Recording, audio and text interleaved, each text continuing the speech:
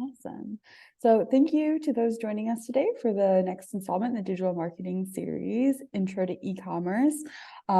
We're super excited to be joined by Paul Fahey of Primo Fahey Studios, a certified women-owned business out of the Capital Region that's done a lot of work with Schoharie based businesses, and you may recognize Paul from past sessions. So we're super excited to have him back.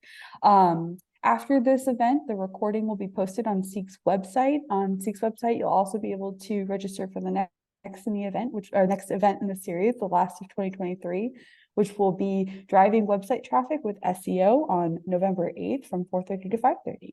So with that, I will let Paul get started. Thank you, Sam, and welcome to everybody that's joining us live. And for those of you watching this on demand, we'll have contact information, throughout if anybody has questions or whatever. And one of the things I mentioned to Sam was the offer to create some office hours if anybody wants to, take a deeper dive on some of these topics. The purpose of this, I think, is kind of very introduction 101 level for e-commerce, in particular, how it relates to small businesses. So if you have technical questions or whatever, off the clock at no charge, happy to, spend a little bit of time with folks if you're stuck on something or whatever. My role is typically more strategy for these kind of things, but we have some web folks that are more technical related and other partners that, depending on the scope of what you're trying to do. So I'll go through, actually, why don't I go through? What I want to do is focus on first, just to level set. Most of the e-commerce is coming through the organization's website, though we will talk about marketplace opportunities, things like Etsy and eBay and those kind of things. And, what I want to do then is share a lot about e-commerce itself. Again, this is maybe new for some that are watching, refresher for others, but we're keeping this at the 101 level just to get a sense of how does it work? How do I get started? What are my options? And then start to move forward into optimization or whatever. So the question I usually start with, and I love to roll everything up to a strategy wherever possible. It's very easy for people to say, you should be here, you should be doing this, you should be over here. We're all consumers of these kind of, e-marketing platforms, e-commerce platforms, of marketing itself. So I think it's really important, especially as a small business owner, you've got limited resources, human and financial. But if you step back and ask yourself, look, what was the goal when I started this business? What's our mission if we're a nonprofit? If we are for profit, where did we want to be in 5 years, et cetera? And I think that's important. The scope and scale of what you're looking to create, I think is important to keep in mind as you're starting to build and launch some of those, more retail presence that you might have online. And then I think the other question is, where are your customers? And that's a bit of a leading question. Certainly, I think all the businesses that would be watching this are Schoharie County based. And in many cases, you've got bricks and mortar presence, you're serving the community, whether it's services or products, but you've got a limited population density. And through, the magic of e-commerce, you have the ability to reach farther and wider. And so, getting a sense of and having a good understanding of where you want to be, how much you want to scale up, what your resources are, how much time you can dedicate to all the different aspects of your business. I mean, think of this as really an extension of your bricks and mortar, or maybe you're just purely virtual and you can devote more time to that. But I think it's good just to keep that in mind. Even having those, we've talked about this in some of our previous presentations, but those personas, who are my customers? What do they look like? Where are they spending time? If I had to create an ideal customer profile, how old are they? What are their interests? Having a good understanding of that, and even just writing it down on a cocktail napkin in bullet form might help you decide, as we kind of roll into this presentation, what's the right platform for me? Where should I be? Where should I be spending time? So first, let's talk a little bit about website. To my point a moment ago, you might not all have websites, frankly. About more than 50% of small businesses have websites. The rest may choose to, have a marketplace. So I have a particular store within Etsy or eBay. Some exist merely on Facebook because they're providing services. They just don't have those resources. But I think it's also important to know, and by contrast, nearly everybody that's, searching, or 97% of consumers, nearly everybody do search for services and products online. So I think it's important to have at least some presence on the web, and whether that's, in different areas. I think that's what we're going to explore in the next few minutes or so. So why invest in all of this web, digital strategies, e-commerce? This is what I love about Seek and a lot of their mission. Let me be pretty direct about it. Websites are resilient. And so, Schoharie has had, challenges over the years with regard to flooding and things. And, if you're bricks and mortar and you're in particular neighborhoods, that can be a real setback. The web itself is incredibly resilient. Most everything is saved on the cloud. As long as you've got your logins and passwords, and the ability to create your product, that I think is what can keep you going in spite of some of the challenging times. And I really love that Seek has been building out this whole digital enlightenment series, but I think the backbone of that is not only resilience, but as the community itself gets deeper into broadband, as there's better and stronger Wi-Fi access within the town corridor, there's, cellular coverage is more robust than it ever has been. There's the ability to connect a lot of these enterprises and growing small businesses in Schoharie County with, customers all over the world. So I think the resilience is critical, but also it's a great passive tool to help move your business forward. People can be shopping 24 hours. They can be looking at your site no matter where you are. And unlike bricks and mortar, it can be very cost effective to build websites. You can, adjust a website, abandon certain products, create new product lines or catalogs, faster than you could in a bricks and mortar way. There's tons of measurable data in most cases. We'll talk about some of the limitations from, say, Amazon or whatever. So anyway, I think a lot of, this we're obviously very bullish on, but we see a lot of benefits to small businesses.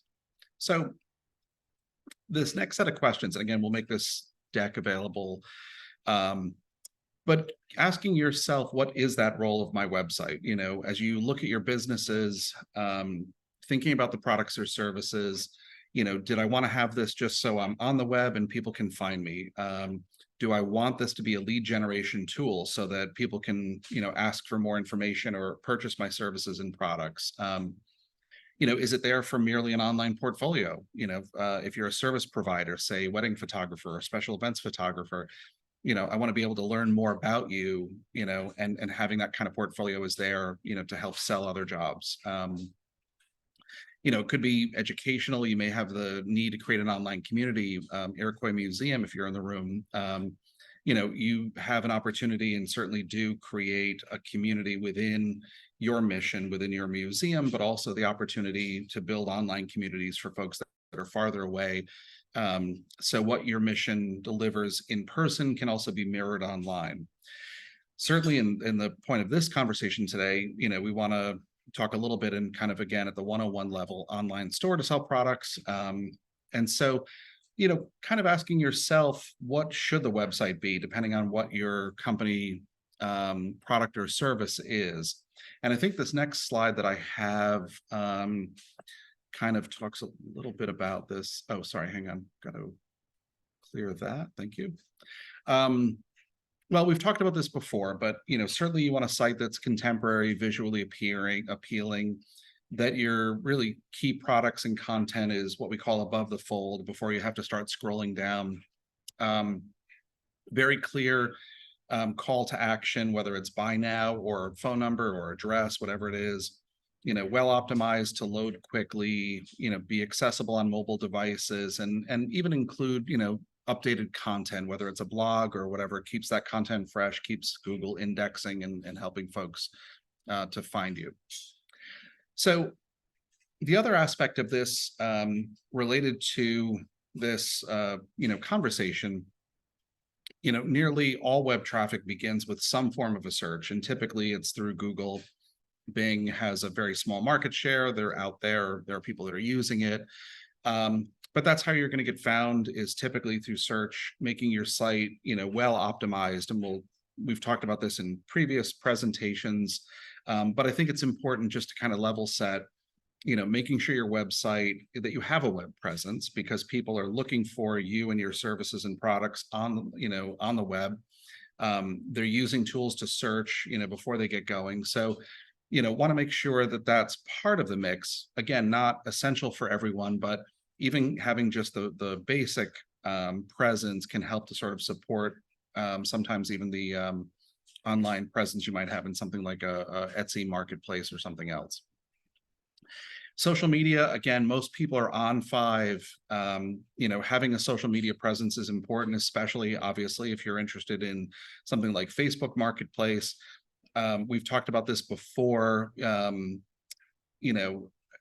Do what makes the most sense, start small, focus, kind of grow into it.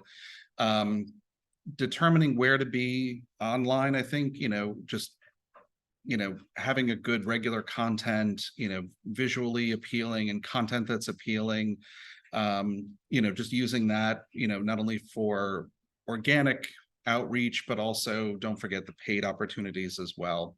So I wanted to spend the first few minutes just kind of getting us on the same page, perhaps the importance of websites for small businesses, having a good social presence. All of that foundational work, I think, is important before we leap up into e-commerce. And so what I'll talk about over the next, say, half hour or so is all of these options. You've probably heard or shopped on some of these. Amazon is quite literally that 800-pound gorilla. There are a lot of what are called marketplace presence, like eBay and Etsy, that we'll talk about. They, I think of them almost like a shopping mall. Back in the day, I guess they're still around, but back in the day, the shopping mall was designed, just as a traffic builder. People could, efficiently move from store to store to store.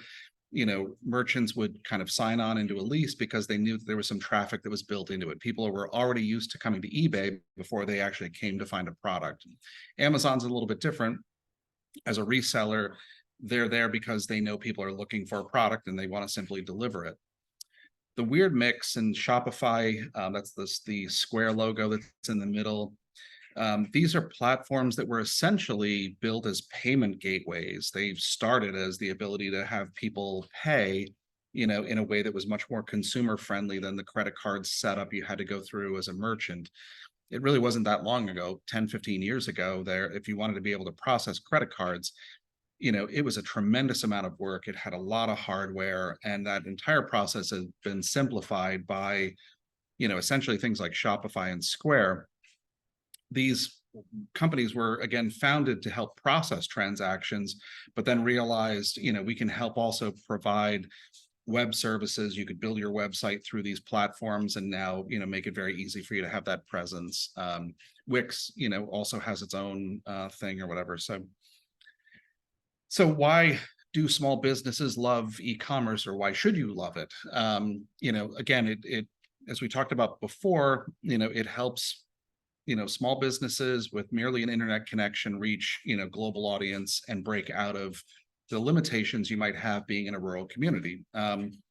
Again, very cost effective compared to, rent, utilities, et cetera. So you would have higher profit margins than you might in a traditional bricks and mortar environment. As we talked about before, your site is available for folks shopping 24/7, and there's a ton of data. If you're a frequent flyer on this series, you've seen some of the presentations about looking at audience engagement, your growth, who's coming to your site or your social media platform, where are they coming from? So there's a ton of data and analytics that can help you inform those business decisions.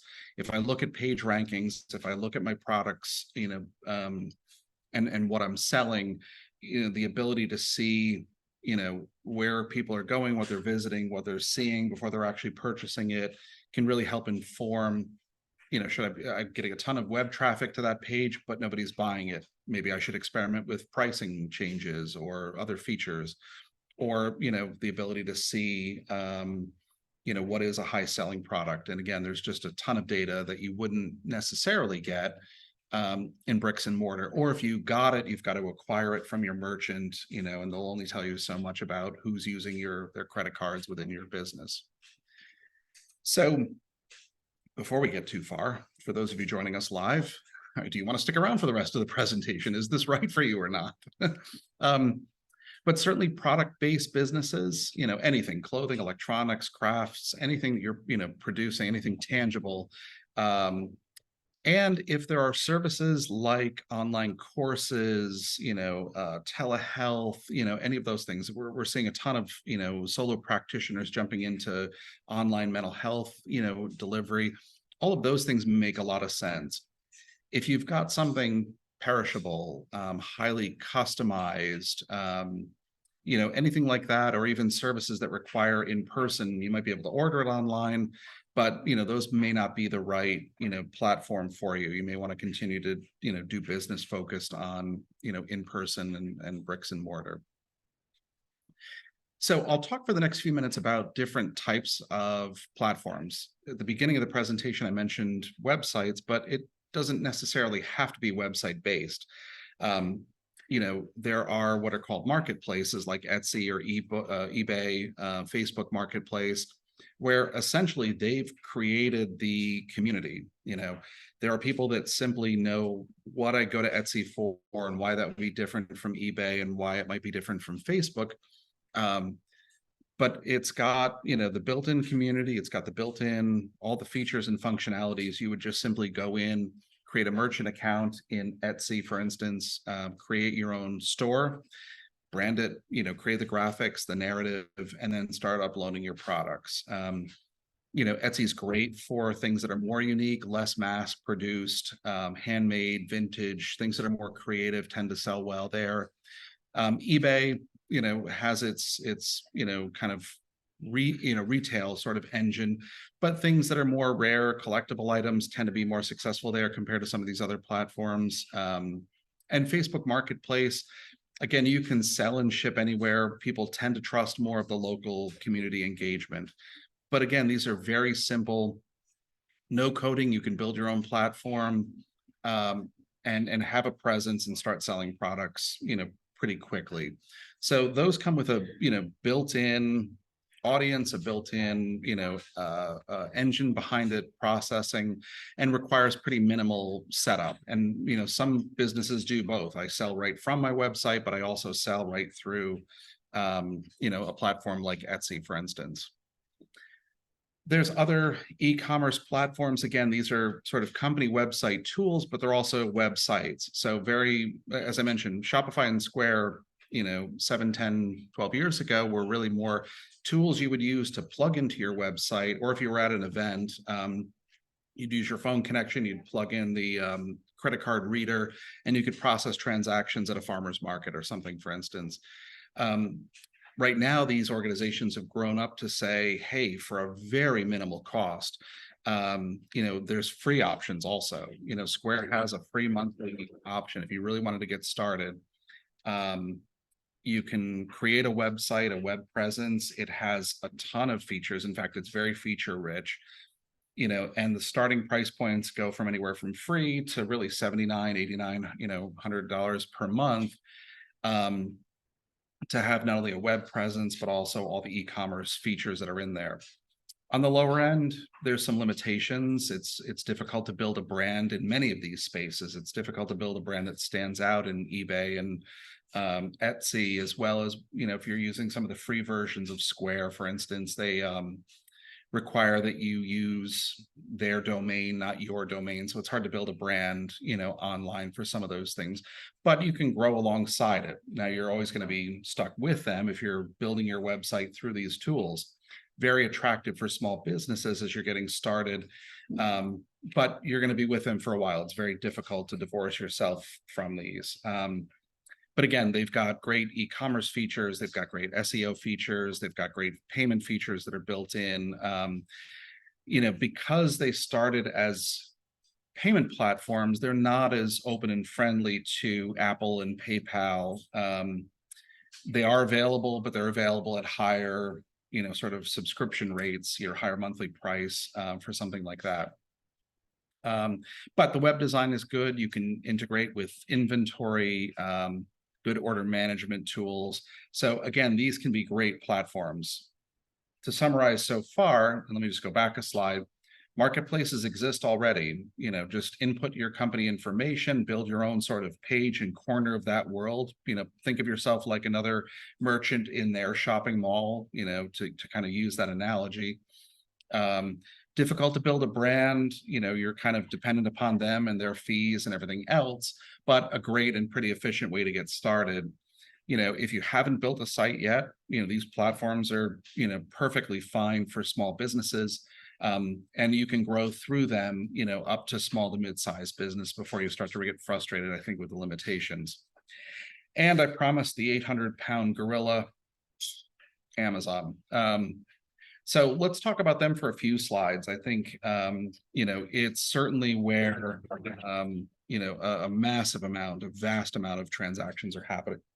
And then the pros and cons of this, tremendous customer base, very visible. Amazon offers fulfillment options. They can simply, you can warehouse materials with them, and they can certainly fulfill it. Trust and credibility. I haven't mentioned that up to this point, but if I go to Etsy, I have a sense that Etsy is going to protect me if there's a particular merchant that might disappoint me in terms of quality. And we could get into ratings and all of those other things as well. But a lot of these platforms already have built-in trust and credibility that may not necessarily come from, I don't know your company, I don't know your brand. You've got a small website, if I order it, are you going to ship it quickly? Because I need it for a party next weekend, or, whatever it is. But again, Amazon, like a lot of these others, has that built-in trust and credibility, certainly global reach, payment security, customer service is already built into it. And Amazon, like some of these other platforms, has a lot of competition. I mean, even if you're on Etsy and searching for a key product, there are still going to be a lot of other merchants that sell similar things. I actually needed a custom cushion for a window. There's sort of like a bench that we have under our window. And I thought, oh, I know exactly what I need. I was like 3-inch cushion, fabric cover, whatever. And I was stunned, perhaps I shouldn't have been, but how many options were available on Etsy in terms of other merchants. So just like the web, there's a lot of competition, but again, depending on the quality of your products, and, we'll talk about some of that in a second, you can break through that clutter. Fees and commissions, all these organizations are taking fees. Some of them, like Square and Shopify, have monthly subscriptions to host your website and process these transactions, but they also grab a percent, on, or several percent, depending on what the product is being sold. And there's limited brand control, certainly on Amazon for sure. They've got a lot of policies, and again, you'll be very dependent upon them for, their infrastructure. Like all these sites that we've been talking about, whether it's a marketplace or Amazon is not really a marketplace, it's more of a reseller. You will live and die by that review system. You're hoping to get those 5 stars on every transaction that comes through.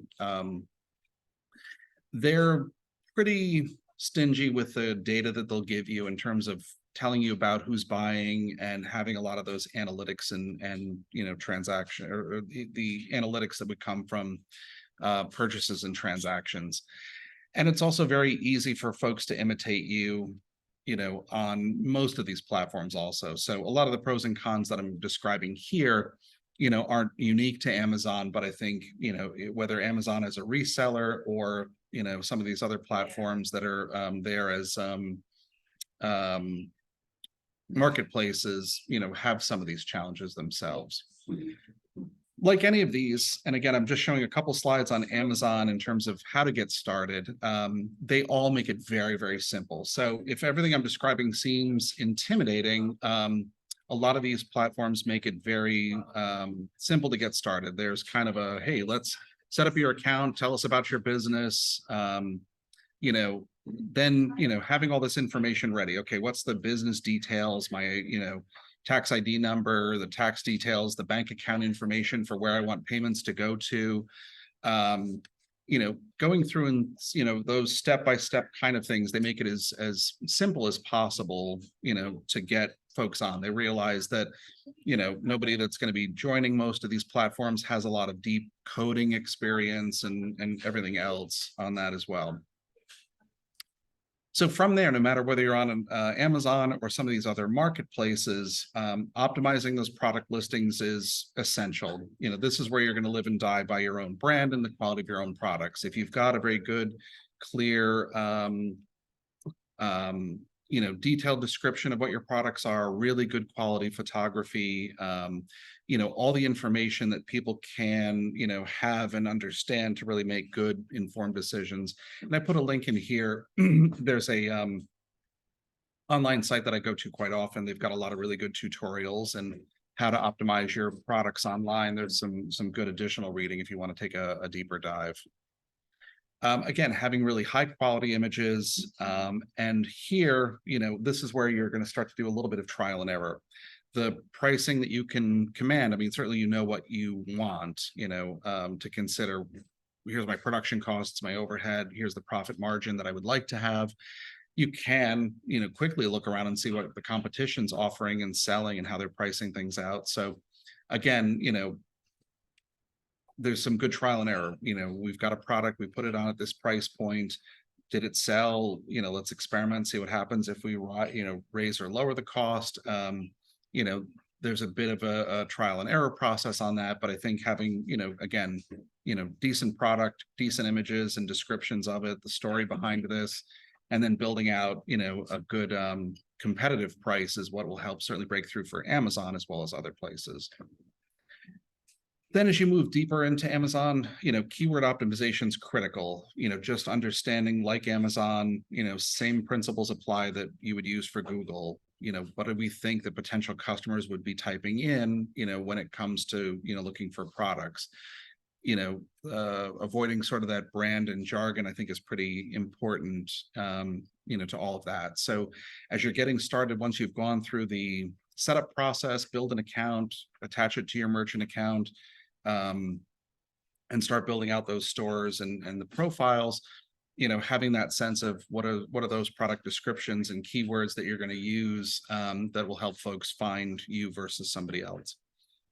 And then fulfillment, orders. Do you want Amazon to fulfill it, or will you fill them yourself? So there's two different options. You've got your back room that's full of stuff, and as soon as an order comes in, I'll put the label on, send it back out. Or are you going to mass ship things to Amazon's warehouses for their fulfillment by Amazon service? And they'll handle the storage, packing, shipping, everything else for a fee. So again, I think it depends on that balance. And this is the struggle every small business has. What do I have the time to do? Am I willing to trade a few percentage points on a profit margin to know that I could just make one shipment to Amazon and let this thing go and sit on autopilot, processes itself, and they'll just call me when my inventory is getting low and I'll replenish? Or do I want to fulfill the orders myself? Depending on the type of product, you also maybe, might not be very deep in inventory. If you're producing things like t-shirts or crafts that are happening, things that are small batch products, perfect for Etsy. Also has a place on Amazon. Amazon also created kind of I forget what they call it, Handmade by Amazon or something like that. They're trying to compete with Etsy as well. But my point is, if you're not deep on inventory, you can certainly go to a merchant fulfillment, and we'll talk about the best practices, if you're going to do something like that, how to make sure that you're maintaining a good, oh, there you go. There's my next slide. I was making my own segue. So, I mean, in terms of being successful on any of these platforms, as I mentioned earlier, you're going to live and die by those, 5-star ratings. If you're prompt to customer inquiries, and product shipping times and everything else, you're going to maintain that high customer satisfaction that's essential. So, I certainly wouldn't recommend most small businesses jump into all these platforms. Start small, try one thing, focus on it, learn from it, and grow and expand and try new platforms. I think it's perfectly fine to say we tried eBay, it didn't work. We're going into Etsy, we kind of like it. We went over to Amazon, that did way better. We're abandoning everything else. We're just focusing on Amazon, or we tried Amazon. We want to go back and go all in on Etsy, whatever it is, or plugging in some of these tools onto your own website itself. And I guess I should have mentioned that before. Certainly things like Shopify and Square have widgets that you can plug into your personal website. So when people are, when you're taking advantage of the traffic that comes to your site already, people can use those tools, rather than being on their platforms, they can use those tools to look at the catalog you've got, place those orders and shipping. Again, other keys to success, good contemporary website design builds that trust and confidence, quality presentation. We talked about the quality of images, good SEO and marketing. We're not going to go too deep on that, so much. We talked about, good customer service, good data-driven decision-making. I mean, if you are fortunate enough that you've got 10 different products and you've got 100 in stock and you can send those all to Amazon, let them do the fulfillment, that's all good, but you may want to pay attention to, the buying patterns and trends and seeing what's happening, start replenishing those, going into production more on the items that are selling better, for instance. So got through this a little bit faster than I thought, but just a couple summary points. Again, we talked about a lot of the different options, described a bit about sort of e-commerce 101, considering whether you go with it on your current site with plugins that allow you to process transactions, or if you jump into a marketplace like Etsy or and Facebook and eBay, or if you go to a reseller, for instance, like Amazon, where are you building out that brand and trust? Where's that established traffic?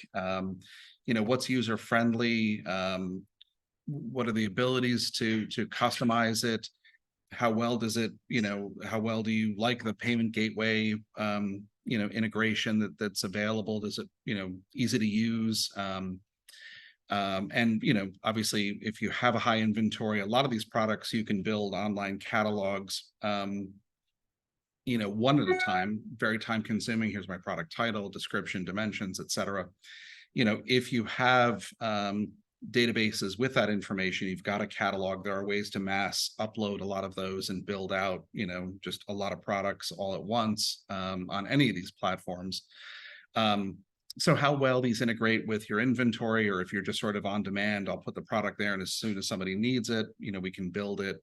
But I think thinking about all those factors, and obviously, what are all those transaction fees, not only for perhaps monthly subscriptions, but also, the item percentage that they'll be tacking on just to process your, the customer transaction.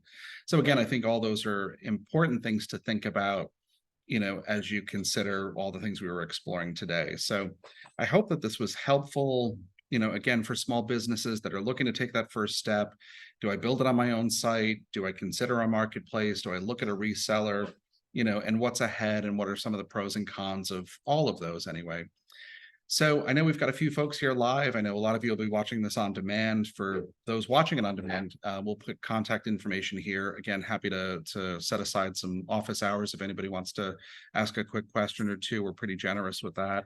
Not sure if there's folks online that have any questions, but I'll sort of give a call out if anybody wants to ask anything or put anything in the chat. Or again, same offer holds for folks that are here live too. If you just want, we'd be happy to take a deeper dive into something maybe specific for your business. But if you've got a question that might be relevant to the broader group, we're all ears.